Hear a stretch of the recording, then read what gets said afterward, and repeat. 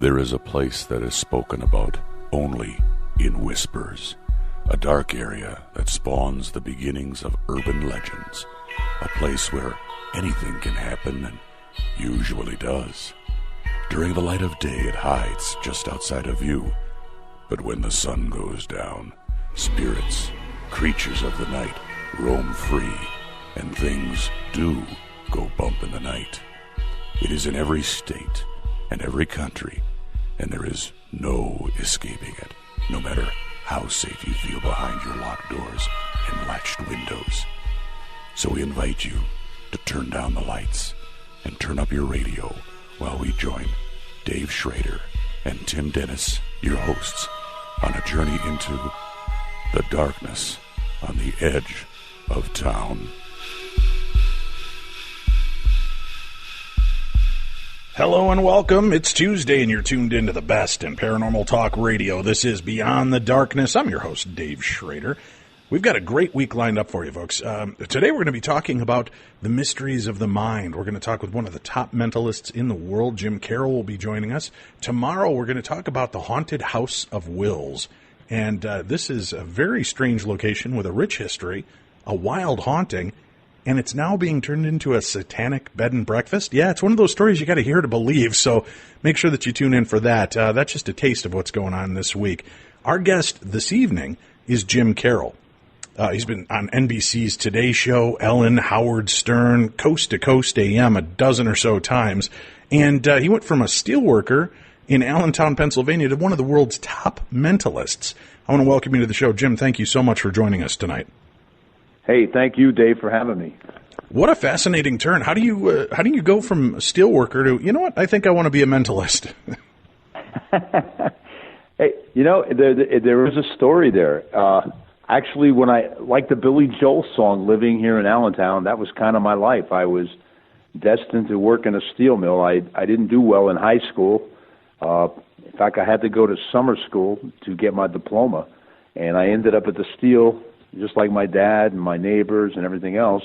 And life was good living here in Allentown, and I ended up getting married, had a baby, and while on the way for the second child, I lost my job. I got laid off, just like everybody else down there, and I didn't know what to do. I'm like, what do I do now?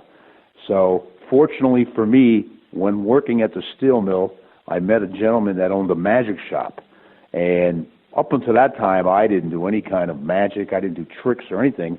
And I met this guy. He invited me to his magic shop. I went up there, and I started spending a lot of time up there, spending a great deal of money from my paychecks when I worked at the steel. And that ended up being a good thing, because what I ended up doing when I got laid off was I took my wife's Avon account because she was pregnant, and I went door to door selling Avon. It was amazing. I don't know if the women felt sorry for me or they liked my card tricks, but I became the biggest selling Avon guy, probably the only guy, and that led me to become an entertainer. And that's how it all started, selling Avon door to door, and here I am 5,000 shows later. Amazing. So it's crazy. It's crazy. And then I always liked the amazing Kreskin. Sure. And so I was fascinated with the art of mentalism. So what had happened was I opened up a magic shop of my own, and I began reading books on mentalism and really freaky type of magic stuff. I remember this book. It was called Orman McGill's How to Produce Miracles, and in there it told you how to put your hand in a fox trap. I mean, that was so. I ended up learning how to do that, and I started. Is there a big learning curve on that, Jim? How many times do you have to do it till you get it right? Hey, but there's a story behind that as well. You know, what I did was from working at the steel mill, we had these things called cobble gloves, you know, for when you're handling hot metal. So I put this cobble glove on. I bought a fox trap from the sporting goods store, and I put the glove on. I stick my fingers in, and wow, did it hurt! I'm like, this is crazy. I mean, you could actually do this, and I gradually got thinner and thinner gloves until I one day just boom, put my hand in a trap, and it hurt like heck. But after getting used to it, you build up this confidence. It was really, really cool. So I started doing that, and then I met this from going to the Allentown. Wait a minute, Jim. It's crazy. I'm waiting for this. I'm waiting for the turn of what the illusion is. The illusion was nothing more than you just got used to getting clamped in a fox trap? Yeah, sucking it up. You got to suck it up. You just got to suck it up and focus on no pain. And after a while, you don't feel it. It's really bizarre. Maybe, I don't know, maybe my... Hey, but here's what's really cool. So I met this elderly gentleman at the Allentown Fair called the Mighty Atom. Okay. And then this guy, he's like 70-some years old. He's bending these steel spikes with his bare hands and unbending horseshoes. So that compelled me to do that. And I started getting into the spike bending. So now I had this show. I bent spikes, put my hand in a fox trap, and did card tricks. And that's how it started. It's amazing. And I ended up making a nice livelihood like that. And then what happened was, in 1990, I was at a show in Buffalo. All right. Now, since you like this kind of material, your show is geared toward this paranormal. Right. Let me tell you a true story. Okay. So I'm leaving the show, and I always wanted to drive home if I didn't have anything in the same city the next day. I wanted to just get home because I had little kids at home and stuff like that. And at this point, I had 4 little kids now. So I'm driving home. It's 1 o'clock in the morning. I hang a left at Rochester, and you're going down this big highway all the way to Binghamton, New York. That was where I had to make this drive. And upstate New York is very vast. It's real, no lights, no houses. It's just in the middle of nowhere. So I'm driving, and I'm starting to get really tired. I'm like, oh, this is crazy. I can't believe I left. And I see a sign that says Corning, 70 miles. I'm like, wow, that's great. 70, and then another hour, and I'll see a Dunkin' Donuts, and I could get a coffee and wake up, you know. And I look at my clock. It's like 1 o'clock in the morning. So, true story. All of a sudden, it gets real foggy. It was such an intense fog, you couldn't believe it. I got the window. I put the window down, and I'm sticking my head out the window, trying to look at the white stripes on the highway, you know, the passing stripes, and there's no other cars on the road. And it was so thick, the fog, and all of a sudden, the fog was lifting, and it was like dusk. It was like daylight almost starting. I'm like, that's impossible, right? And I see a sign, and it says Corning, 2 miles. And when I look down at my clock, there's no baloney, Dave, it was 5 o'clock in the morning. And that all transpired in about 2 minutes. And I didn't fall asleep at the wheel, nothing like that. I have no idea what that was. It's just amazing. And when I got home, I told my wife, it's like, what is going on here? And then from that day, I just had a lot of crazy things start happening in my life. I mean, that's when all this, if you want to call them abilities, you know, started happening. So It's really bizarre. It's really bizarre. That's how it all started, from the lost time story of 4 hours. And now, how long should it have, honestly, how long should it have taken you? It was 70 miles, right? It should have been a little over an hour and a half.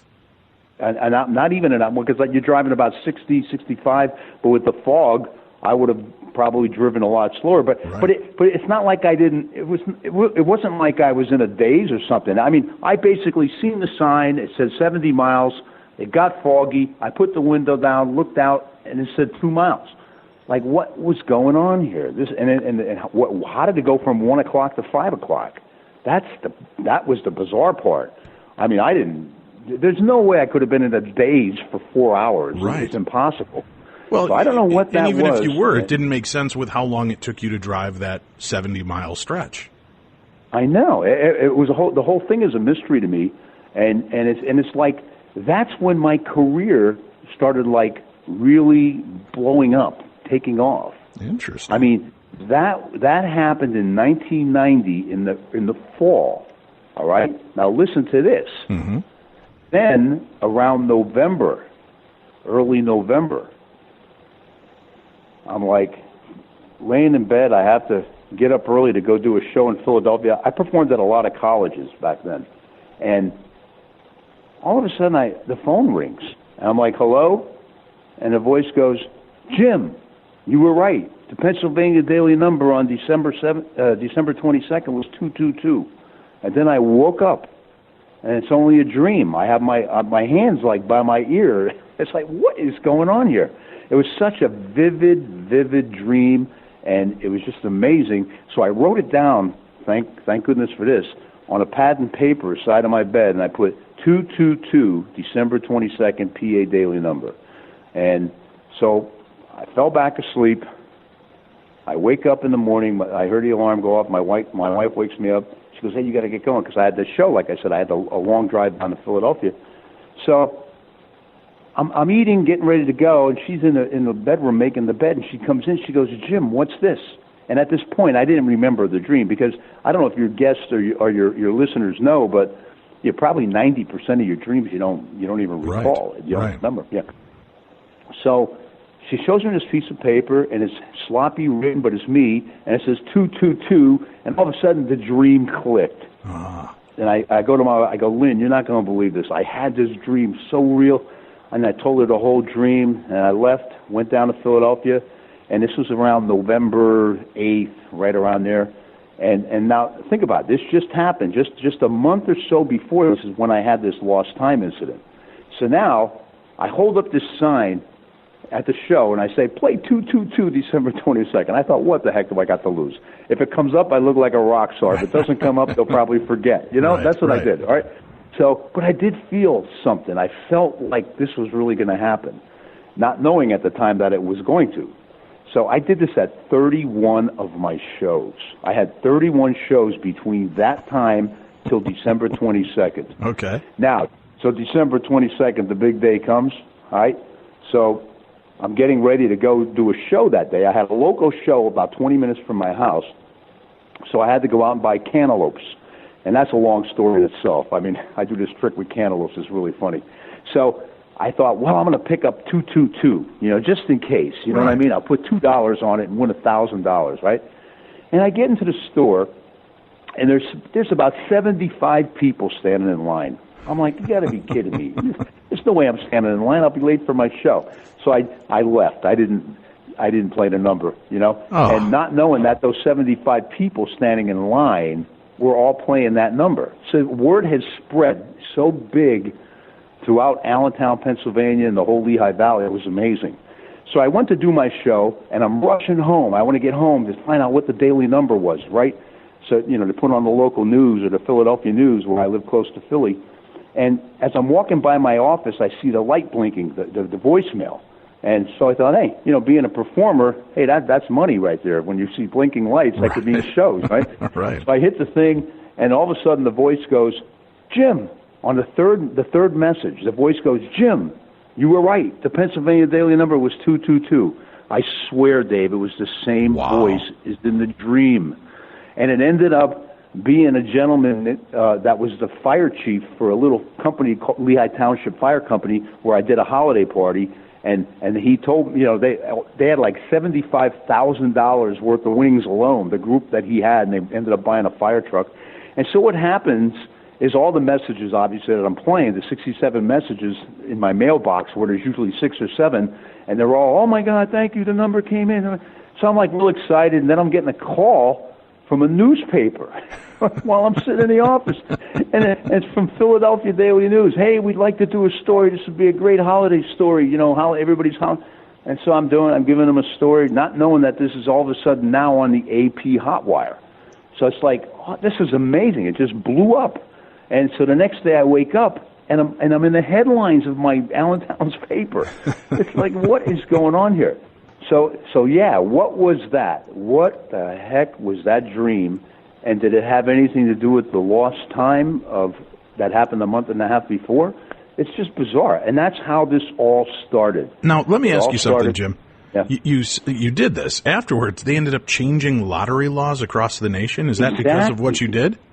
Yeah, here's what happens. So back then, I guess if you could have had 100,000 people play that number, and they would have had to pay out. Right. Well, now they put a cap on the numbers, and what's really cool about this, Dave, also is your listeners could check to prove I'm not BSing. They could go to lotteryusa.com. That's where you go to check lottery results on a daily basis throughout the country. All right. If they go to lotteryusa.com and click on Pennsylvania, the state of Pennsylvania, they'll see all the lottery results for that day. And then if they scroll down and see history of Pennsylvania lottery, there I am, a whole paragraph dedicated to me. Magician Jim Karol put the Pennsylvania lottery on the national map when he predicted 222. They called me the psychic madman back then. It was really funny. I'm not a psychic and I'm not a madman. It's just that my show back then was like real crazy. I would saw people in half with chainsaws and stuff like that, and it's fake. It's all make believe. It's but that's really. So I don't know. You tell me. What is that? Is that psychic? Is it a trick? So from that day on, I write and I tell your listeners to do the same thing. When you wake up in the middle of the night with a dream, write it down or have a little tape recorder or put your cell phone and tape what you dreamt. I'm telling you, because you'd be surprised how many famous people, how many famous things rather were invented from dreams. Sure. It's just amazing. There's a lot of famous stuff invented from dreams. Well, Stephanie Meyer, the author of the Twilight series that went crazy, she got that idea from a dream with the sparkling vampires. So, you never know what's going to inspire something, your own lottery. Paul McCartney dreamt the song, I think it was called Yesterday. And Albert Einstein, I think he once said that he dreamt about the theory of relativity and I think Mary Shelley's Frankenstein, Elias Howe, the sewing machine. It goes on and on and on. I mean, there's something to this. So, life is really, really a huge mystery, and we don't even know 1% of what the heck is going on. Trust me. I mean, when we get into the part where we talk about the memory, I will prove it to you why we have no clue of what's going on. It's amazing what's out here. Let's make one other quick mention. You not only gave the Pennsylvania lottery number, which was over $12 million, and you helped winners all across the states win that. Tell me about your Final Four. Oh wow! Prediction. I actually did it on Coast to Coast. That was one of the places where I predicted the final. George would have me on a lot. All right. And the one year. I was telling everybody, and then I said it on the show. Hey, well, what's your predictions for? I said, I have a feeling all the number one seeds are going to be in the Final Four. And this was before the tournament even started. They had the whole thing picked, all right, except for a couple. In other words, it wasn't even made up yet, the map of who's going to be in it. And I said the 4 number one seeds, and I kind of predicted who I thought were going to be the 4 number one seeds, and I got 3 of them right, and the 4th one didn't get in. But here's what happened. The 4 number one seeds did indeed win the tournament that year. So that was really bizarre. And that was a dream. That was a dream, 4 number one seeds. But I had a lot of things come up like that. And then this company called, I don't want to give them publicity on the air, but they called me up and they heard about these sporting predictions, and they heard that I performed for a lot of people. So they wanted to take advantage of my sporting predictions by paying me some money to give predictions on their site for free, with the hopes of people coming to play my free predictions and possibly buying the people that actually you pay for their predictions. You know what I mean by that? Yeah. Sure. So I come on and I would do 3 or 4 picks every week in the NFL, and I was 66-6 with the spreads in predictions, and they actually lost money because people were playing my free picks and they weren't buying the picks of the guys who backfired on them. That was funny as heck. And I don't know what that is. I mean, people say you got to be a psychic. I don't take credit for being a psychic. I thought it was luck. But then it keeps going. Then I'm playing. I'm doing a show at the Borgata in Atlantic City. Well, I shouldn't mention it because so after the show there were like 800 people at the show, maybe 9, and I go out and I start. I'm not a gambler by any means, just so you know. And I sit down at the roulette table. All right. And I don't know, something just made me play the number 11 black. I put a chip on 11 black, and all of a sudden, ding, 11 black comes up. The very first time I sat down at the table, all right? So I'm like, wow, that was really cool. And I heard a couple people standing behind me say, I told you we should have played the number. So now all of a sudden, I put the chips on 8 black, okay? I put a couple chips on 8 black. Now there's like 6 or 7 people putting chips on top of mine. And here are the people that watch my show. And all of a sudden, I just looked at the little marker that the lady had at the table, right. and I just like visualized it going. I'm just wishing for luck, and all of a sudden, boop, it comes up. 8 black comes up. I'm like, I never played this game. And two hits in a row. You got to be kidding me. Now my heart's pounding, and now I look around me, and there's like 25 people, from the show. So now I'm like, everybody's like waiting for me to see what I'm going to play, and I always wear red sneakers, and I look down at my sneakers, and that day I had Michael Jordan sneakers on. So I thought, it got to be 23 red. It has to be. So I go to the guy, I go, hey, what's the table max? The manager, the pit boss or whatever they call him. And I forgot what he said, $300 or whatever. So I put the table max on 23 red. This is a true story. Everybody starts playing 23 red. It was like, I bet you that pile was a foot high. It was wobbling. And then I took a pen out of my pocket and I put it on top of the pile.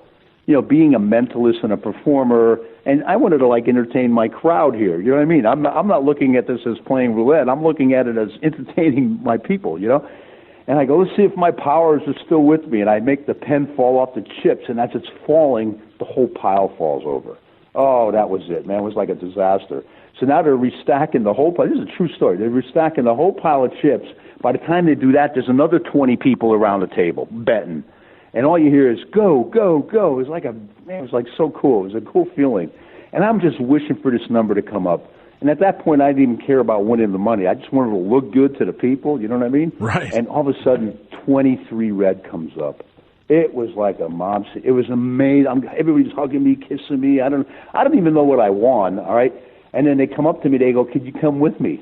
Could you come with us?" Uh-oh. I'm like, what do you mean? So it's because it was 3 consecutive hits, right? So I'm walking to this room, and everybody goes, "You can't do that. He's our good luck charm," and this and that.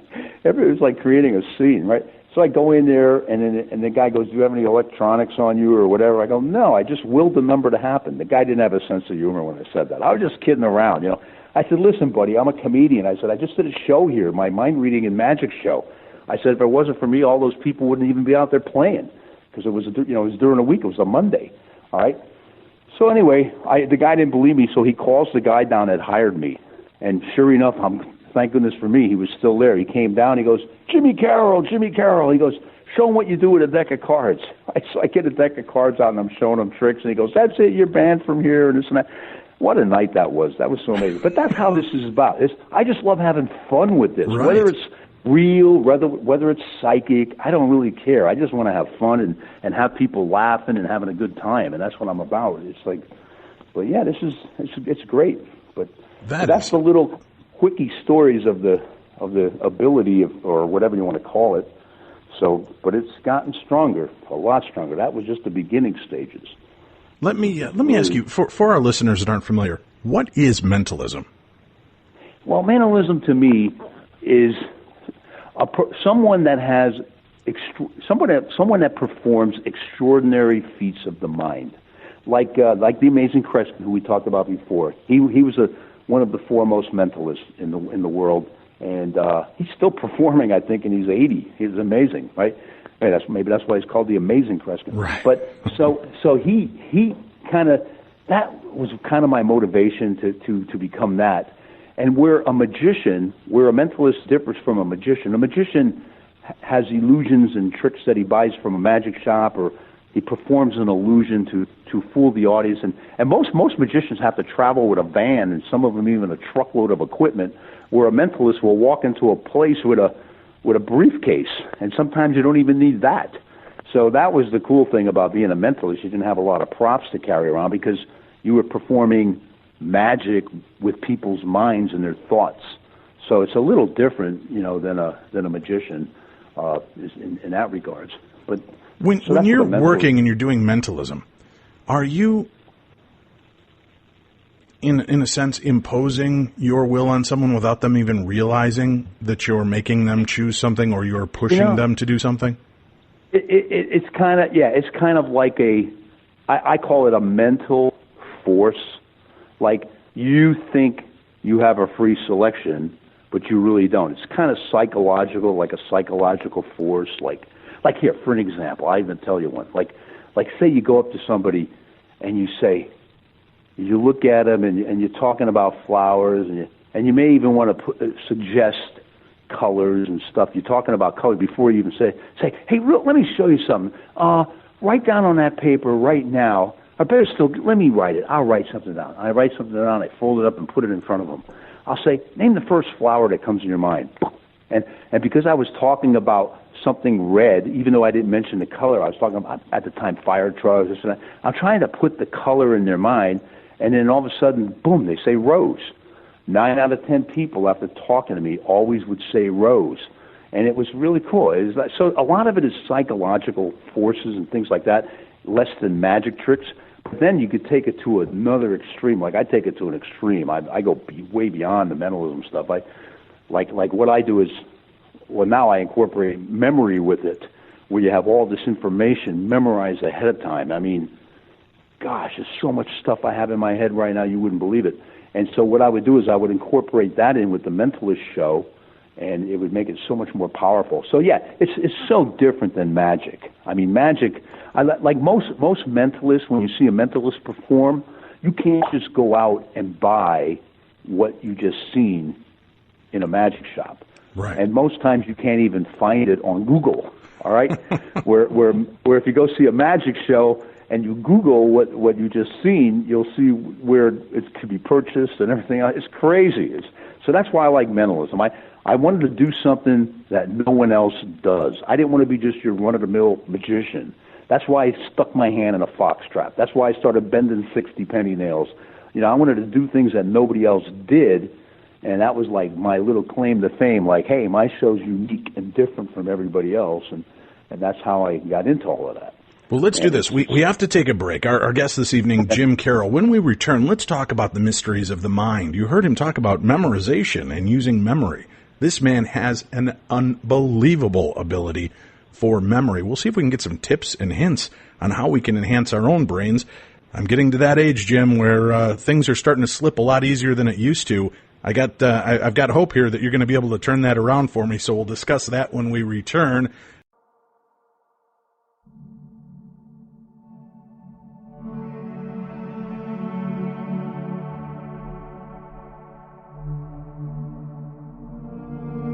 Beyond the darkness.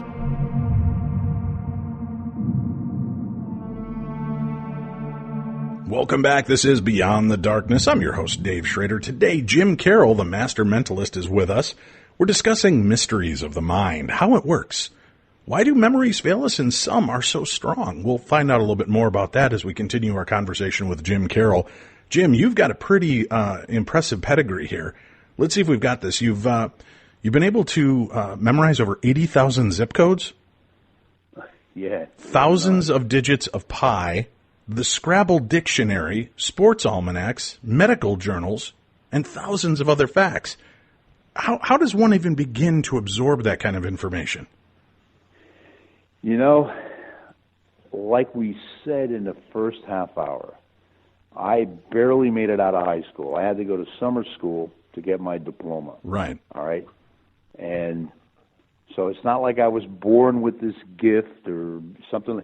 This is something that I trained myself to do. Here's how it happened. So I was doing really well with the mentalism shows and doing the card tricks, sticking my hand in the fox traps, the whole thing. And what happened was, along the way, at the age of 49, I had these pains one night, like in my chest. I'm like, what the heck is that? So I go to the doctor the next day, and they give me all these tests and running through all these. Then he sent me to the cardiologist. And anyway, to make a long story short, they told me I had this thing called cardiomyopathy. I go, what the heck is that? They go, you got the heartbeat of a 93-year-old man. I go, wow, that's not good. I go, any more good news? They go, yeah, you have an enlarged heart. You know, I said, well, that's good. I got a big heart. He goes, no, this is serious. I didn't take it serious. I went home. I was a little worried. So I told my wife, that's no more Philadelphia cheesesteaks and 40 hot dogs a week. And I mean, I used to eat like that. I was a big eater, right? So I thought, well, I'm going to eat healthy. So I started eating a little healthier, started eating grilled chicken instead of cheesesteaks and stuff like that. But most importantly, I started riding an exercise bike. Now, what happened, Dave, along the way of riding the bike, it was so boring, okay? It was like, I can't do this. This is crazy. It's so boring. So I try watching TV, try everything. All of a sudden, I got this idea. I go, wow, I'm going to take my cards and I'm going to try to memorize them even faster than I could already. All right? So I take the deck, and as I'm riding the bike, I'm memorizing cards and this and that. And I ended up getting really, really fast at it. I mean, like a minute where I could almost memorize the whole deck. All right? So I thought, well, I'm going to take this a step further. I started making flashcards, okay? Like I would have blank face playing cards that the United States Playing Card Company would send me because they sponsored me because I was the Guinness World Record holder for throwing playing cards at the time. I would throw playing cards over 200 feet. So I had all these cards at home, and the one week they sent me a shipment of all blank face, and I said I didn't care. I would just throw them anyway. So I took the blank face and I made flashcards out of them. I would put all the countries, all the capitals, and I would tie them into a number from like 1 to whatever, all right? Then I started developing systems based on movies and celebrities. It's a whole long story. So I was doing this every day, and before you know it, I'm going 20, 25, 30 miles on the bike, and it seemed like I was on the bike for 5 minutes. I mean, I was exercising my body and my brain at the same time, and everything started clicking together. I mean, I was really memorizing like 100 digits of pi every day. You know, pi 3 and 4 and 5 9 2 6 5 3 5 8 9 7 9 3 2 3 8 4 6 2 0. I mean, it was insane. I mean, how is this all possible? Right. It seemed like the more I would memorize, the more stuff would stick. And then I started feeling energy, like I was energized. I started feeling like energetic and everything else. I don't know, maybe that's called getting in shape. I don't know what it was at the time. But I kept doing it more and more and more. And then, like I said before about the Mentalist show, I started incorporating the memory in with the mentalism. Now, to start this whole thing off, when I got into the magic in the first place, right, I was real shy and backward, okay? And the magic would build up my self-esteem and my confidence because I see the look on people's faces like, oh, my God, how did you do that? How did you do that? Well, guess what? When I started doing the memory stuff, and I'd go to somebody, hey, what's your birthday? April 10th, 1953. Oh, that was a Friday. The look on their face would be priceless. I would get that same look again. So now this memory became my second round of confidence and self-esteem builder and everything else. So that's how this all just kept getting bigger and bigger and bigger and bigger. I mean, I was memorizing and forming, putting like systems together, memory systems of my own. I think I created my own system. In fact, I just shot a DVD series about it. I'll tell you about that later. So to make a long story short, once again, I'm doing this for 10 years. I'm 59, about to turn 60. So I go to the doctor because I said, hey, you know, my life insurance is turned down because of this cardiomyopathy stuff. I said, is there any way I could take a test again to see if that's gone? And the guy looks at me like I'm crazy. He goes, yeah, you can take the test. So I went down, and it was the same guy from 10 years before, and I haven't gone back to him, right? And he looks at me, he goes, oh, my gosh, what have you been doing? I go, why? He goes, you look younger than you did 10 years ago. I told him the whole story, how I work my brain every single day, and I change my diet and this and that. And as I'm talking to him, he looks at me with this horrified look. I'm thinking, oh, my gosh, I'm dying. He goes, I go, what's the matter? He goes, I've never seen this before. He goes, I've never seen a reversal of an enlarged heart. I go, really? I go, how about the cardiomyopathy? He goes, well, you don't have it. I go, your heart's as healthy as mine. I go, really? So I got a second opinion from another, and that was it. I was on my way. I'm thinking to myself, wow, what I'm doing is actually truly working. And that motivated me to turn it up 10 notches. I mean, I started, here I am, about to turn 60 at the time. I started lifting weights and doing all this weightlifting, and oh my gosh. Then I took the memory stuff to a level like you wouldn't believe. And then one day I get a call from a friend of mine he's the founder of the USA Memory Championships, and I met him because I wanted to go check that out, see how smart these guys, because I was really getting good at this memory stuff, and I could count a deck of cards like I was down to like 35 seconds at the time. And back then, I don't think that nobody broke a minute. So when I met the guy, Tony DiTino, he's the founder, he said, oh man, we just bonded and become dear, dear friends, all right? and he was a little older than me, and so I'm like really motivated him, and he said he'd never seen anything like this because I turned memory into knowledge. I was like turning it into knowledge. So he goes, how would you like to go down to Florida Hospital with me and do a brain boot camp? I said, sure. It can't be any different than a magic show, you know what I mean, or a mentalist show, right? So I go down there, but I thought, well, if I'm going to perform for a bunch of nurses and doctors, I better learn something medical. So I memorized the skeletal system, you know, all the 206 bones of the body. And it only took me like an hour and a half. It was like really bizarre. So, and then it took me I put another 4 or 5 hours into it, and I actually memorized everything, each bone, you know, like your carpal bone, your scapula, your lunar trapezium, pisciform, trapezium, trapezoid, capita, I mean, I have stuff memorized, Dave, where I don't even have to think about it anymore. It's no longer memorized to any key words or systems. It's real memory. So I go down there, and I could basically take a skeleton apart, put it back together again, tell you the bone function, tell you what they support. Then I started memorizing the cranial nerves and the nervous system. I don't know what the heck is going on. So then they said, hey, could we do a study on you? I said, as long as it's not painful. All right? So they did a study. Yeah, because I don't want nobody sticking me with needles. I mean, I'm the kind of guy that you take blood out of me and I'll probably pass out. You know what I mean? So they did a study. I'm not even supposed to talk about this, but I don't care. And they said my frontal lobe, my parietal lobe, my occipital and temporal lobes are 4 times as thick as normal. And in the brain, that's good, unlike the heart. And he said, I'm 64 now, okay? And he said I got the brain age of a 39-year-old man. Wow. So that is cool. That's priceless to me. You know, that's like really good. So the point I'm trying to make is exercising your brain. And I don't mean just, you know, I don't mean, like, you know, people that are seniors, hey, they take a walk around the block, you know, to keep in shape, right? That's what puzzles and everything is like for you, right? Right. I run marathons, okay? I push my brain. I literally push my brain to its limit. You have to see. Here's how your brain. I study the brain now. Okay, I study the human brain. That's how I got associated with all these doctors and neuroscientists and neurologists and everything else. I study the human brain. I look at MIT, Mayo Clinic, Cleveland Clinic. I study all the sites. Sometimes I'll stay up till 2 a.m. reading more information on the different sites and stuff like that because I want to find out how the heck am I doing what I'm doing. You know what I mean? Nobody seems to know. None of these doctors. I mean, they're asking me, what do you eat? What's your diet consist of? And I said, a lot of dark chocolate. Yeah. And they go, really? Yeah. And then I tried to explain. I tried to explain why I like dark chocolate and everything else. See, dark chocolate has this thing called epicatechin. Okay, and epicatechin is supposed to be good for your brain. It's good for like. I don't want to really get into the scientific stuff, but you got this thing called beta amyloid, and it disrupts the production of acetylcholine levels, the whole thing.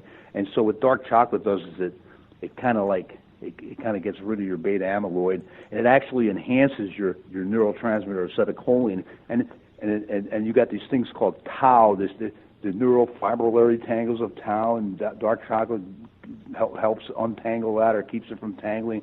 And this is what I started studying at all these sites, and then I found out for myself, you know, what's going on. See, like I would study all of these sites, and then I would study all the ancient Egyptian, ancient Chinese. I mean, I'm really, put it this way, I've studied just about everything you can study, all right? Yeah, it sounds like it. And yeah, no, seriously. And then I come up with my own conclusions of what works for me, and here I am. I mean, it's really bizarre, But epicatechin is in cinnamon, it's in dark chocolate, it's in tea, it's in grapes, it's in red wine. You know, like everybody says, hey, glass of wine a day is good for you. Well, the reason why is because of the epicatechin in the wine. You know, it's amazing what you could find out if you just do research and study this stuff. Wait a minute, Jim. You want me to work out and study? I don't know if I've got it in me, man. Well, this is where I took it. I took it to an extreme. I mean, because you know why? Because I seen results. Now, so when you were working out, do you think that it was as you're doing this and you're occupying the mind while the body's working and the body's releasing endorphins and other chemicals to stimulate the brain? Do you believe that's what was helping you to absorb this so much better? Yeah, exactly. I believe that was happening, and then like I said, from doing it day after day after day, mm-hmm. it just. it just got it's getting stronger and stronger and stronger every day. This energy, I don't know where it comes from. I mean, like I said, I'm 64 years old. I can play full court basketball. I can go out and do stuff. I'm riding mountain bike. What? I couldn't do any of this stuff before. You know, what is going on? Your brain just runs your whole body. I'm telling you, it's just amazing what you could do. And if you put your mind to it, a lot of positive energy. So I started helping our wounded warriors with PTSD. All right, I go down to Walter Reed in Fort Belvoir every month, and I would teach classes on emotional intelligence and memory and stuff like that. And so that's what I do now. I'm helping people. I'm helping others because I know this works. All right, exercising your brain. And I don't mean just a little bit. I don't mean, I'm talking pushing your brain to memorize new information. You have to see, that's what it's all about. Like even the thing the athletes suffer from, like this CTE, chronic traumatic encephalopathy, all right? And it's, from getting hit in the head, and it results in, like, their cognitive abilities decline, everything up, and their brain age speeds up. Like some of these guys are 50 and they got the brain age of a 90-year-old and stuff like that. Well, here's what's going on. See, the three main things, we'll use CTE for example, all right? Declining cognitive abilities, okay? Your brain age speeds up, and your brain, it loses mass. It gradually deteriorates and loses mass. Those are the three things that happen, okay? Now, on the other end of the spectrum, all right, when you work your brain like I am by memorizing new information. I could tell you some secrets of things that I've come up with, how to increase your focus and how to do all of this. That's so different from anything you've ever seen. But what it does is it improves cognitive abilities, all right?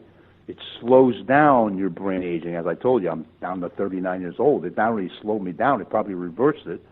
And it increases brain mass. I told you the cortex was 4 times as thick. Right. So you get the idea what I'm trying to say here. There's something here with this pushing your brain. I'm telling you. And don't get me wrong, the nutrition's important too. You want to try to. You can't be. You can't overindulge in anything, but the proper nutrition is important. And I still cheat. Don't get me wrong. I'm a cheater. I mean, I still eat bad stuff. But hanging out with Dr. Daniel Amen now and stuff like that, he's trying to set me straight with this. Don't eat this sugar. Don't eat that. So he really takes it to an extreme. But so that's a doctor, Daniel Amen. He's an amazing guy. I went out to his place in California a couple weeks ago, and we shot 8 DVDs, 8 45-minute to an hour-long DVDs, and I'm going to call it The Magic of Memory. And that is it. Those 8 DVDs, that has everything that I do in there, the whole mix, how I formed this mental matrix. I mean, it's going to be the most amazing thing anybody's ever seen. All right, it's just going to be amazing because they're videos, all right, that you watch. Right?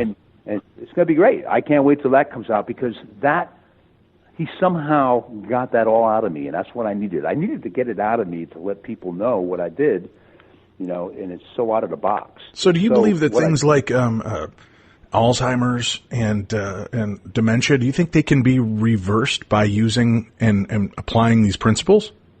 You know what? I truly believe that. Okay, because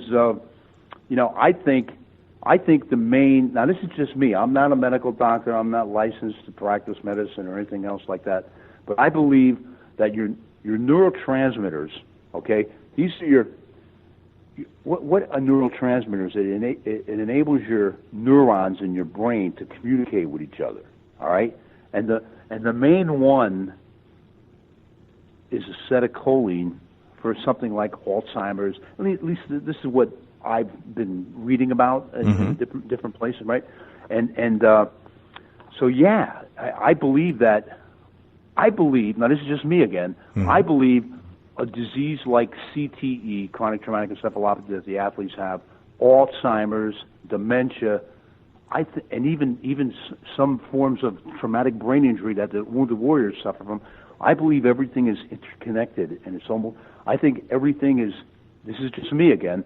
I'm not a medical doctor. I'm not saying that this, but this is what I truly believe. I believe this can all be helped by just exercising your brain, by pushing it to memorize new information every day. I truly, truly believe that is one of the keys. There's several answers here. It's right. not, the answer to this stuff isn't one thing, but I guarantee you that what I'm telling you right now is the main thing.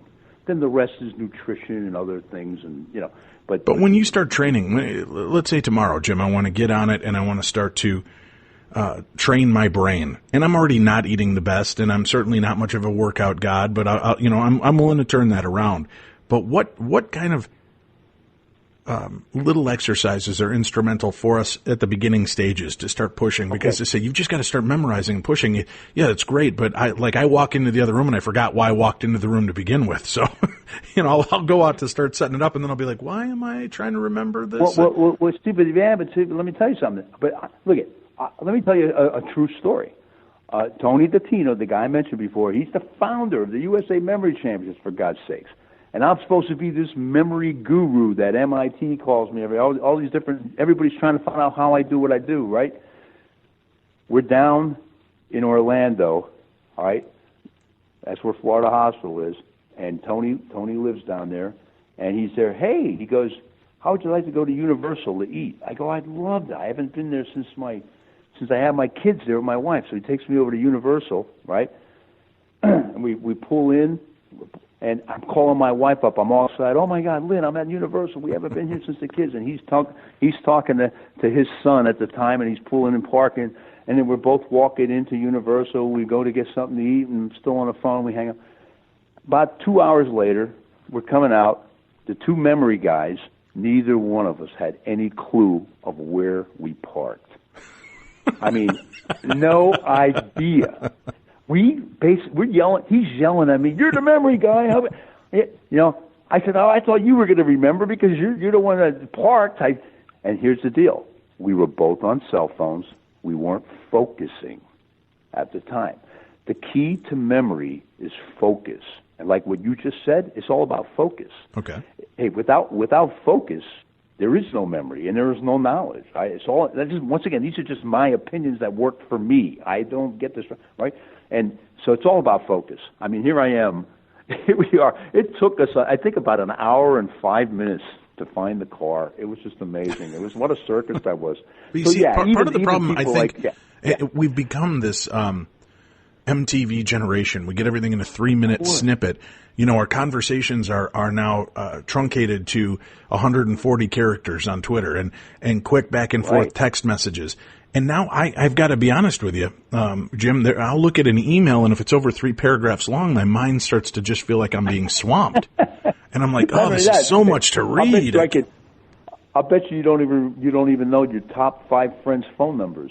I don't. You got them programmed in your phone. I don't even know my kids' phone numbers. No, I've got my phone number, and that's it. I'm lucky I remember that, and it's only because the last 4 digits spelled Dave. So yeah, it's amazing. And not only that, but people go, well, why should I memorize the Scrabble dictionary? If I want to look up a word, I'll just Google it. I mean, that's the kind of society we live in right now. But the thing is, I'm not telling anybody to learn this to become smarter. Right. I'm telling you to do this to help your brain grow and become strong and healthy and the rest of your body. That's what this is all about. This isn't about memory, and it's not about gaining the knowledge. Those are all fringe benefits. The key and the main reason why you do this is to get a more healthy brain. That is why you push your brain to memorize new information every day. Even yourself, you're busy, even if it's something as simple. Kids like to Google. Well, you know what? Google a word every single day. Try to memorize a new word and really put effort into even something as simple as that, because you're using your brain. See, here's what I teach. Like when I go down at Walter Reed, and this one young guy comes up to me, and he had severe traumatic brain injury and PTSD, and nobody thought there was any hope for this boy, okay, with memory, okay. But let me tell you something. That's all BS. You got to be positive first of all. It's all about positive energy and positive thought and positive thinking. If you're negative and you give up, forget it. You're never going to get anywhere. Here's what I do. I'll take out a deck of cards. Okay, perfect exercise for all your listeners, and this is a free one. It really works. I'm telling you. You take a deck of cards, you shuffle them up, you remove a card, and what I would do is I would teach the class of whether it's 10 people up to 40 people. I would teach them how to remember the cards, okay? In other words, see, if you take a deck of cards, I don't know if anybody, we have 52 weeks in a year, and there are 52 cards in a deck. Okay. 4 seasons, 4 suits. Okay, listen to this one. There are 3, if you add up like the ace is 1, 2 is 2, jack is 11, queen is 12, kings is 13, if you add up all the spots, it comes out to 364. Now you have 2 jokers. You add the jokers, each would be 1, so it's 365 number of days in a year. You have 2 jokers, so that's the leap year. I don't think there's a coincidence to that. So I take that and I made a shortcut, because when you count the cards, you don't want to sit there, let's see, I'm at 299 and 7 more. You can't do that. Even the top math people would have trouble doing that. You need a calculator. So what I did was I shrunk it down to keeping a single-digit count in your head. Like when you see a 2, that's a 2. When you see a 5, that's 2 plus 5 is 7. Now, if you get another 7, that's 14. Forget the 1. Just remember the 4. You just focus on the last digit. Maintain a single-digit count. All the 10 cards and all the face cards are 0. Makes it really easy. That's how you count in blackjack, by the way. So now, that being said, you maintain a single-digit count. This is so easy to do, Dave. Now listen to this. And when you get to the end, whatever your number is, like if it's a 3, if your count is at 3, you just subtract it from 10. If your count's at 7, you subtract it from 10, you get a 3. All right? Whatever it is, you subtract it from 10, and the difference will be the card that's left. Now, I did this with this boy that had severe PTSD and TBI. I swear. When I came down the following week, everybody raise your hand if you could do this. Everybody raise their hand. Who wants to go first? He raised his hand, and I get a stopwatch out. And the goal is to get this down to under a minute. If you could do that, you're really working your brain. Now watch this. So he starts going. I have the stopwatch going. This is no baloney. 45 seconds later, he was done. He goes, Mr. Karol, that card's a 2 of hearts. I turn it over, it's a 2 of hearts. I could have cried. That was so cool. Oh, my God. Now, what did he accomplish? First of all, his self-esteem and confidence went through the roof. That he did it, you know what I mean? And he's probably showing off to all his friends that he's a card counter, right? Number 2, it really helped his math ability and his memory and everything else. But you know what? And his focus. You have to focus on this day, because if you miss just one card, you're going to miss the count. So you have to maintain focus for 51 straight cards. And perhaps the most important thing of all is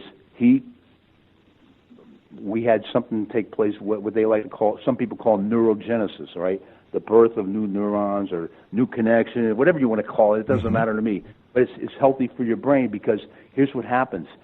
When you shuffle a deck of cards and do this, every time you do this, your brain perceives it as new information. Therefore, it's good for your brain. See, like if you go A, B, C, D, E, F, G, and do the alphabet, hey, you're never going to forget the alphabet if you do that 100 times, but guess what? Your brain gets used to it. Your brain has to see new information. So if you do this thing with the cards that I just talked about, every time you shuffle the deck of cards, there's 1 trillion combinations. Therefore, you could be 5 years old now, and by the time you're 95, you'll never see that same order. So therefore, your brain always sees new information, perceives it as new information, and it's good for your brain. And that is one out of hundreds of things that I come up with. It's just crazy. So it's a lot different than, I mean, even doing something as simple as those 2 things, and you are on your way to and now if you want to get carried away like I do and start researching and studying and trying to memorize that stuff, then the best thing to do is to come up with one of your, to read my book or to go when his DVD series comes out, Magic of Memory. I have an easy system there that you could apply everything to. Like say you're going to college and you have to memorize lists, or if you're an attorney you have to memorize. everything could be applied to these systems that I created. They're really cool. So I wrote a book. It's called Beyond Emotional Intelligence, and then for the veterans, since I travel around the world, I entertain for the troops. I just came back from Afghanistan. We actually went 26,000 miles around the world. Wow. In an Air Force jet. That was really a C-17. That was really a lot of fun. Like we went to like Hawaii, Guam, Diego Garcia. And you're talking to a guy that at the age of 63, I've never been out of this country. And now I've been to 35 countries since I'm 64. It's crazy, man. This is a crazy life I have. So, but that's really amazing what the brain is capable of, and that's what I'm all about. It's perfect for your show. I mean, the human brain is just totally. And I'll tell you what, like the movie Lucy. I don't know if anybody's seen Lucy, but right. I first of all believe you don't use any. Once again, it's just my opinion. I don't believe you use a percentage of your brain, Dave. I believe your brain is unlimited capability. I think we didn't even dent the surface yet. I'm telling you right now. There's so much out here. I believe one day, just like we used to sell. I mean, it probably won't happen in my lifetime anytime soon, but just like we communicate on our cell phones right now, mark my word, you'll be able to do this in the future. You'll be able to communicate with telepathy. Thought. Yes, really? Guaranteed. Now, yes. okay, you've got students and friends of yours that have worked with you and apply this same kind of thing. Have you tried that with any of these other people? And it works. Well, I'm sure you've hosted Coast to Coast, and you've had right. How remote viewing? What you think that's a bunch of baloney? That's the real deal stuff. I'm surprised they hushed that up and swept it under the rug. You know, it's there. We didn't even get started yet. Well, we have to, right? They kind of have to disavow it, like, this is pseudo nonsense, because if they realize that this is real and they're out broadcasting it, that every terrorist and their brother is going to learn how to do this to know how to attack and where to attack and what to do. Yeah. So I understand that some of this information they have to kind of step back from and make it look like it was a failed experiment, because if you say, we did that, and man, are we good at it, that can really start to open up the consciousness of other groups that maybe we don't want to have that kind of knowledge. See, and that's exactly the problem with every good thing. Right. There's always somebody that could make something bad out of it. See, and just like me with the hustling and the counting cards. You know, I would never go to a casino and rip them off. You know what I mean? But I use this for fun. You know, but unfortunately, some people will take it and use it. But see, that's interesting to me. So why is it that that's considered cheating, when all it is using the gift that you've got against their odds? I mean, all you're doing, again, to me, that's not cheating. If you have the wherewithal and ability to use your memory to that capability, and you can, in a 4 or 5 or 6 card shoe what card's coming next and how to mathematically figure that out. No, for God's sakes, I don't think it should. You deserve every penny you earn. I believe so too, and I think they're catching on to that now. I think they believe that as well, and that's why, like a lot of the casinos you'll go, they'll have two decks of cards, and after every hand they'll reshuffle the cards, or the casinos that are using 8 decks in a shoe, they'll make sure that cut cards down a little lower. You know what I mean? That it keeps, so counting isn't really much of a factor in places like that, but yeah, it's crazy. I don't think it's cheating either. But I'm talking about cheating where utilizing it for bad I could things. show you how to mark cards where people would never even know you're marking them, and I could. Right. Well, that's doing it for right. That is taking advantage of a system as opposed to just exercising your mind to utilize it. Let me ask you. So you believe that we're not far off? Maybe not in your lifetime, but we're not far off from being able to telepathically communicate, to where the phones are put away, we're able to just send that kind of mental thought to our loved ones, friends, whatever. I really believe that. Do you have you seen opening up your mind like this, exercising it, reconnecting neurons and new neural pathways? I'm just curious, since we are a paranormal show, Jim, has that opened up any weird paranormal activity for you? Do you witness ghosts or hear voices? Without a doubt. Really? It opens up. The more your listeners push their brain to memorize new information, the stronger it gets, the more connections your neurons make, and who knows how many trillions and quadrillions of connections are possible, that all it takes is one. Well, think about it, and let's put it in this perspective now. Think of you wire a house. You have thousands of wires. Oh, Jim, you got a little quiet on me. I don't know if you moved the phone from your mouth, but I just want to make sure we can hear what you're saying. Yeah. Okay. Well, think about it as wiring a house. All these wires. You look at your ceiling underneath your tile. You have thousands of wires, and you don't know which one goes to a. And one day you're fiddling around, and all of a sudden, wow! Look at this turns on this. Well, it's the same thing with your brain. We have. Nobody teaches you this. You think about it. You don't learn this in school or college, you have to just come upon it on your own, and read these. Like every day's a discovery for me. Every day I keep I'm learning something new. It's just amazing what your brain is capable of. But you got to keep pushing it and pushing it and pushing it. You can't. And what happens is it handles stress. I mean, there's so much that comes out of this. You wouldn't believe it, all right? And like one of the main things that I think I got stronger at, like you talk about a sixth, seventh sense, I call it deception detection. Like if I'm sitting across from you, right, I can tell if you're lying or telling the truth with probably 95% accuracy.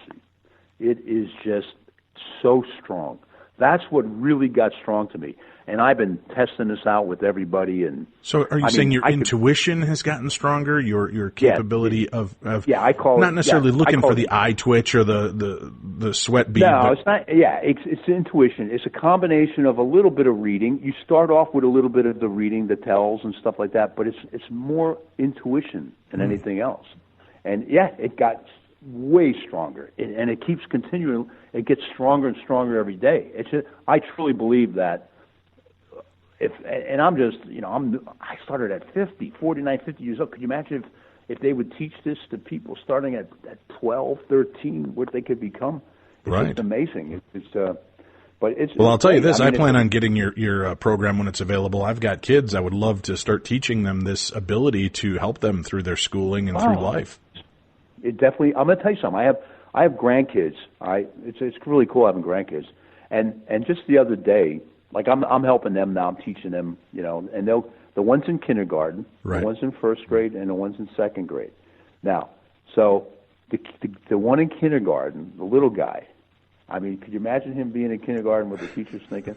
So you could go, what's the scientific term for brain freeze? And he'll go, sphenopalatine ganglion neuralgia. You could go, what does DNA stand for? Deoxyribonucleic acid. I mean, kids are resilient, but you got to lead them to the and see. And I have this way to do it where it's not where I make it that you want to do this, right? Because I incorporate magic and mental. I know just the same with the words with PTSD. I have them wanting to do this. Like if I come in like a doctor dressed in a three-piece suit, they're not going to give me the time of day. But I come in this cool guy with a goatee, a leather jacket, a ball. Hey, let me show you something. Boom. Let me teach you how to count cars. Boom. Before you know it, I win them over and I do my thing. And that is what it takes. You got to find their it. You got to win them over, and it's really cool. It's really a lot of fun. Fantastic. You can have so much fun with this. Yeah.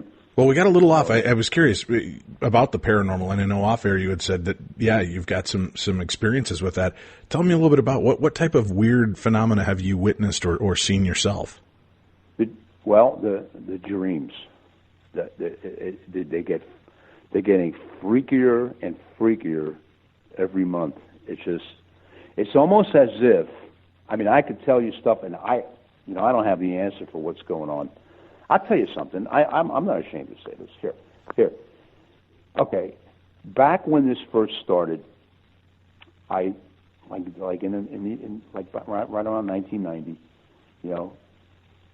I was in my dream. I would like not levitate, but almost fly. Like you go off the ground, right? And then you're moving forward. But I would flap my hands it's like I'm a bird, and I'd be like levitating above people. And I don't even know who the heck these people are. Half these people, and I'm levitating across, right? And that would happen so many times. It just kept happening and happening. And now it's at a point where I do it. I'll like go off the ground, maybe about a foot, and I can move forward, stop, go to the right, go to the left, go higher, and I don't have to flap my hands. I don't know what that is. So you're getting more into lucid dreaming, then, is what you're doing. You're learning not only to control your waking mind, but your subconscious and sleeping mind as well. Yeah. It's really bizarre. And not only that, but memories are coming back to me that I had when I was a child that I didn't remember before. So it really strengthens your brain. Your brain becomes so, and this is the real deal stuff. This is not fantasy. This isn't something that, I like a lot of these, you read these books like, this is possible if you do this. This is possible if you do this. Well, guess what? I'm living it.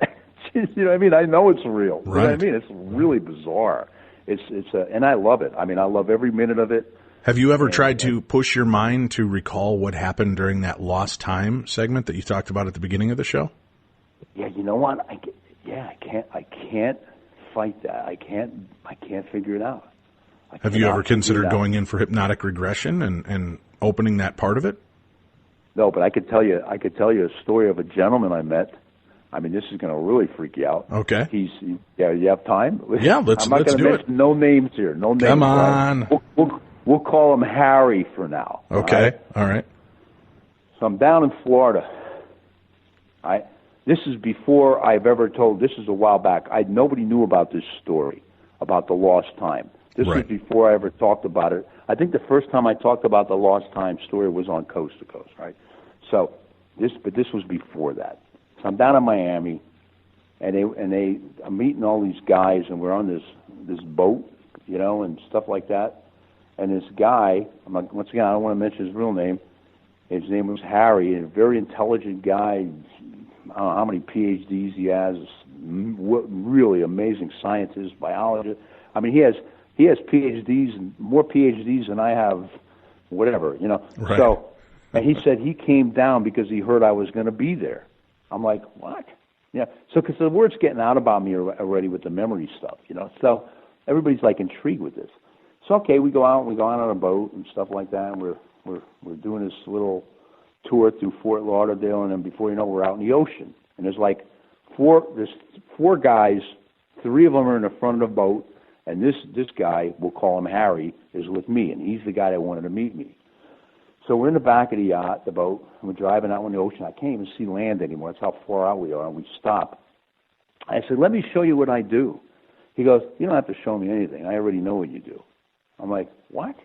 I go, well, let me show you anyway. And I pull this dice out of my pocket, and I throw it to the guy in the front of the boat. I go, hey, guys, here, flip it to any number you want. And I go, it's a 2, right? Oh, my God. And they go crazy. I go, do it again. I go, it's a 3. Oh, my God. These guys are going crazy because that's one of the things I do. I like to have fun with people. All of a sudden, this guy taps me. He looks at me and gives me this little smirk. He goes, do it again. And I do it again. I go, it's a 6. They go, no, you F that up. I go, what? And I never miss. And I see this smirk on his face. Right. Like, there's no way this guy could possibly know how I did what I did, because there was only a handful of people doing this routine in the whole world at the time. So, and I know he's not a performer. So now I'm puzzled. But he is like an Einstein. You know what I mean? So I'm like, how could he be affecting this? And he goes, try it again. I go, do it again. I go, it's a 2. And I knew it was a 2, 100%. And they go, no, it's a 4. I'm like, what? Then it's smirk again. He goes, okay, now it'll be all right. He's whispering to me. I go, is it a 3? They go, yeah, you got it. Right? And I'm like, who the hell is this guy? Oh, I'm sorry. Can I say hell? Right. Yeah. Then I look at him, and he goes, you know me. Look at me. Do I look familiar to you? I go, no. I go, not. Well, kind of, a little bit. Why? He goes, remember that time traveling from Buffalo and you lost 4 hours of time? Oh, my God. I almost passed out when he said that. What? Who the heck is this guy? Right. So anyway, that was the weirdest thing that ever happened to me. You talk about, look at my... Well, who the hell was the guy? He knows about your missing time? Yes. Does he know what happened to you? He would never tell me. So it's look at. I am the guy that screws with other people. Right. I got somebody screwed with me big time. Either he is Harry Houdini reincarnated, or or he's somebody I don't know, man. Wow, I don't want to know. Astounding. You know what I mean? It's a lot of fun. This life is a lot of fun, and all I could tell everybody is train your brain, exercise your brain. If you need help, go to my website, Jim Karol, Karol.com. Wait for the DVD series to come out, Magic of Memory, in July. Or in the meantime, get the book Beyond Emotional Intelligence. And if you like to have fun with your friends and screw around, I have another book just for that. It's called 51 Ways to Hustle Your Friends. So I got the two cool books, one for the lighter side and one for the more serious side. But now it's time to really get serious, and that's why I came out with this DVD series. Well, I'm glad you did, and I thank you very much for doing that. I look forward to it, and please let us know as soon as it hits the shelves and it's ready. We'll make sure we mention it on air. Oh, definitely, Dave. You're a pretty cool guy, man. It's really a lot of fun. I had a lot of fun here. This is well, so did we, Jim. Thank you. And yeah, we'd love more of your stories. Feel free to reach out to us anytime, and when you have updates, we'll be happy to have you back. Sounds good. All right, man. You have a great night. You too. Right. Jim Karol, our guest, as we talk about the mysteries of memory. And you can find information at jimkarol.com. We'll have a link up to that on our website. Remember, tomorrow, the haunting of the House of Wills. Eric Freeman, our guest here on the best in paranormal talk radio. This is Beyond the Darkness. Stay tuned for a preview of today's True Crime Tuesday episode, I Am Jane Doe. This is a fascinating and thought-provoking episode. Remember to sign up and become a member of True Crime Tuesday. Simply visit darknessradio.com, click on the True Crime Tuesday banner, and sign up now. $5 a month gets you 4 brand new episodes of True Crime Tuesday. Mary Mazzio is the director and producer and writer of the documentary I Am Jane Doe, which chronicles the epic battle that several American mothers are waging on behalf of their middle school daughters that were victims of sex trafficking on Backpage.com, which is an adult classified section that for years was part of the iconic Village Voice. She's here with us tonight to talk about this case. It's hard to process. How does your child go from sneaking out, which is the worst of her crime at this point, right, to sneak out to go to a party, like so many of us have done through our lives, to right? 8 hours later being posted on a sex website in provocative positions, in outfits that people wouldn't have expected a girl this age to be wearing. How does that transition happen? Is this something that they're promised a lot of money? Are they promised freedom? Are they being threatened for their lives if they don't do this? Great question. Having now interviewed scores of survivors and child survivors, I have yet to meet an individual who ever made $1. So let's put this in context, because this was as mind-blowing as any other fact that I learned during this process. So these are effectively human slaves.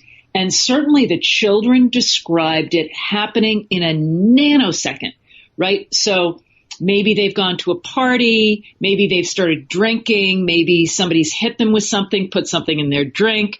Maybe they've, heroin is often the drug of choice. And once a child is injected with heroin, game over. They become so vulnerable, so easy to manipulate. Other children were taken to a party, walked into a back room, and all of a sudden there were 2 adult men there. I mean, this happens literally within a nanosecond to these children, and they have not a clue what is around the corner. How terrifying! And within so, 8 hours to be now, in essence, you've been abducted. You've been, and willingly almost in some case, because you didn't even realize where you were going, and you're in the situation, and you may end up drugged and then forcibly raped over and over. And in one part of the documentary, you mentioned it wasn't like they went and turned a trick once in a while. It was sometimes up to 20 to 30 times a day these women were being raped. It's so dehumanizing, and particularly with the advent of technology, right? The ruthless machine of On the Hour, By the Hour, where these young girls are shuttled from motel room to motel room, not out on the track, not visible to law enforcement, effectively, invisible. And that is the true sort of scenario for so many of these young girls. It's really, it happens in the blink of an eye, and our children have not been taught what the warning signs are, what the recruitment tactics. And in fact, Dave, by far, the most prevalent recruitment tactic is seduction.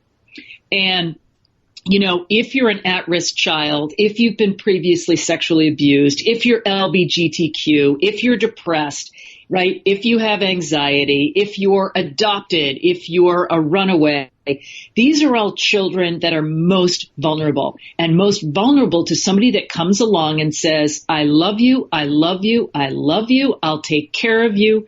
And, and those are the children that are most at risk. And it happens so quickly. Oftentimes it's an online chat, right? These predators live in chat rooms. They are online. They are looking for their prey. And once they have a child in their sights, it's relentless. And the child is swept off her feet. One of our young Jane Doe children in the film did run away, did fall in love, and it was within a week where she was introduced to, it was, I love you, I love you, I love you. And oh, by the way, we got to make rent. And oh, by the way. And oftentimes these pimps will arrange for, by the way, many of these pimps take these children virginity. So let's be clear. This is something that is not consensual, right? It's something where it's often a first love for the child and it's overwhelming. And then all of a sudden she is in a room with two adult men. Sometimes it's a little bit more gradual than that, but often not. Subscribe now for True Crime Tuesday by visiting darknessradio.com and clicking the True Crime Tuesday banner. Never miss another episode of True Crime Tuesday and Dumb Crimes and Stupid Criminals. Go there now, darknessradio.com, and click on the True Crime Tuesday banner. Do it now.